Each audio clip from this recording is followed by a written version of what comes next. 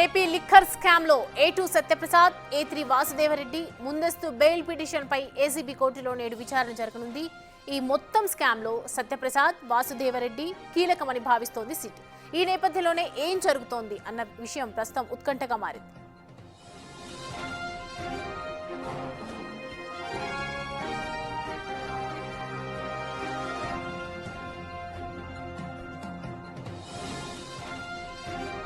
ఇక రాజమండ్రి సెంట్రల్ జైల్లో ఉన్న మిథున్ రెడ్డికి వసతుల కల్పనపై సూపరింటెండెంట్ దాఖలు చేసిన రివ్యూ పిటిషన్ పైన ఏసీబీ కోర్టులో విచారణ జరగనుంది.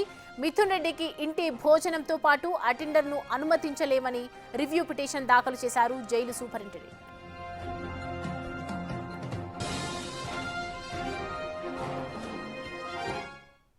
ఈ అంశానికి సంబంధించి పూర్తి డీటెయిల్స్ అందించడానికి మా ప్రతినిధి అమరావతి నుంచి శివ అందుబాటులో ఉన్నారు. మనకి శివ, లిక్కర్ స్కామ్ కి సంబంధించి వాళ్ళ ఏసీబీ కోర్టులో విచారణ జరుగుతున్నటువంటి నేపథ్యంలో ఏంటి, ఏ విధంగా డీటెయిల్స్ ఏంటి, ఎప్పుడు స్టార్ట్ అవబోతోంది, విచారణలో ఏ అంశాలు కీలకంగా ప్రస్తావిస్తారు? మొత్తం మీద చూస్తుంటే మిథున్ రెడ్డి వసతుల కల్పన ఏసీబీ న్యాయస్థానంలో రాజమండ్రి జైలు అధికారులు దాఖలు చేసిన పిటిషన్ పై ఏసీబీ కోర్టు ఈ రోజు విచారణ చేయబోతుంది. వాస్తవానికి 4 రోజుల క్రితం వేసినా కానీ ప్రస్తుతానికి ఏసీబీ న్యాయస్థానంలో వాయిదా వేసింది. అయితే మిథున్ రెడ్డి ఇంటి భోజనం అటెండర్ అనుమతి ఇవ్వలేమని చెప్పి కోర్టులో రివ్యూ పిటిషన్ దాఖలు చేసింది రాజమండ్రి సెంట్రల్ జైలు కమిటీ.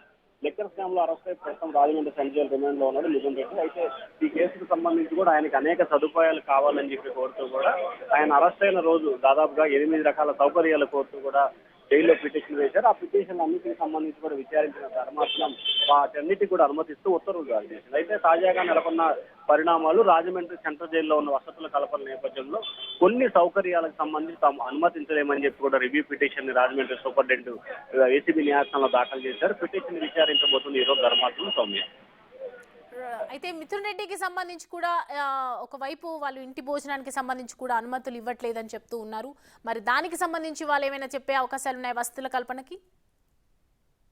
భోజనానికి సంబంధించి కూడా సౌకర్యం కల్పించాలనేది మిథున్ రెడ్డి న్యాయవాదులు చేసిన వాదన కనిపిస్తుంది. అయితే రాజమండ్రి సూపరింటెండెంట్ ప్రకారం మాత్రం ప్రస్తుతం ఉన్న పరిణామాలకు సంబంధించి కూడా ఇంటి భోజనాన్ని అనుమతించే పరిస్థితులు ప్రస్తుతం ఆశాజనకంగా లేవు. ప్రస్తుతం జైల్లో ఉన్న పరిస్థితుల దృష్ట్యా కావచ్చు, లేకపోతే భద్రతా కారణాల దృష్ట్యా కావచ్చు, వాటికి సంబంధించి తాము సమకూర్చలేము అని చెప్పి కూడా ఖరాఖండిగా చెప్పే అవకాశం కనిపించింది. దానిలో భాగంగా రివ్యూ పిటిషన్ దాఖలు చేసింది.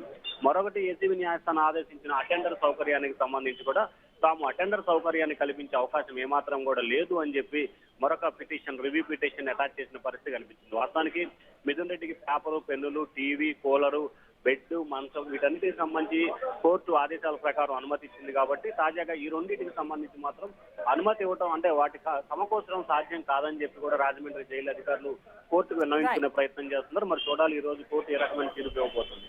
Right Shiva, thanks for the